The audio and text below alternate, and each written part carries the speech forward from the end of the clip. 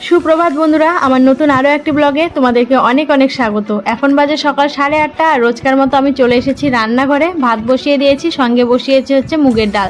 তো বাবা ঘুম থেকে উঠে পড়েছে, মুখ টুক ধুয়ে বসেছিল, তো আমি 1 কাপ চা ঢেলে দিলাম। কারণ বাবার হাতটা যেহেতু প্যারালাইজ, চা ঢালতে নিলেই ফেলে দেয়, সেই জন্য মা নয় তো আমি যে যখন পারি ঢেলে দিই। একা একা খেতে পারে বা হাত দিয়ে, কিন্তু ঢালাঢালি করতে পারে না। এদিকে আমার শাশুড়িমা আমাকে কেটে দিচ্ছে হচ্ছে কাঁঠাল, তার কারণ আজকে বাড়িতে রান্না হবে কাঁঠাল চিংড়ি। আর আমি কাঁঠাল একদমই কাটতে পারি না, মানে বিয়ের 7 বছর হতে চললো, আজ পর্যন্ত কোনোদিন আমি কাঁঠাল কাটিনি। বিয়ের আগে তো কাটিনি, বিয়ের পরেও পারি না জন্য শাশুড়িমার সেভাবে কিছু বলেও না, মাই কেটে দিচ্ছে। তো আমি এদিকে হচ্ছে পাঁপড়গুলো ভেজে নিচ্ছি, কারণ যেহেতু ডাল হবে, ডালের সঙ্গে তো পাঁপড় ভাজা অবশ্যই লাগবে। এভাবেই আমরা শাশুড়ি বৌমা প্রতিদিন সংসারের কাজগুলো মিলেমিশে করি। যেগুলো আমি পারি না সেগুলো মা করে দেয়, যেগুলো মা পারে না সেগুলো আমি করে দিই।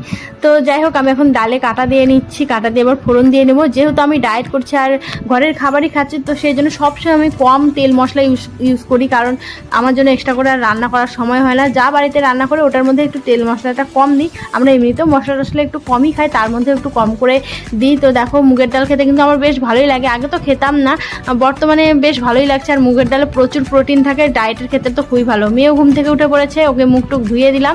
ধুয়ে দিয়ে এই যে দেখো, ওকে এখন খাইয়ে দিচ্ছি। হাজব্যান্ড অনেক সকালে উঠেছে, উঠে ব্যায়াম ট্যাম করে আবার শুয়ে আছে, মানে গা থেকে ওর আলসেমি যাচ্ছে না।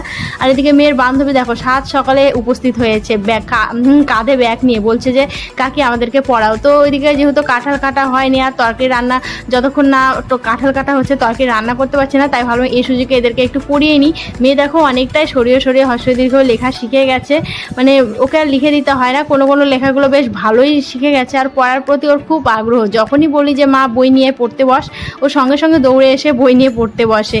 তো ওদেরকে লিখতে দিয়ে আমি চলে এলাম ঘরে, বিছানাটা গুছিয়ে নিচ্ছি। আর হাজব্যান্ড গেল হচ্ছে স্নান করতে, স্নান করে এসে খাওয়া দাওয়া করে যাবে হচ্ছে দোকানে।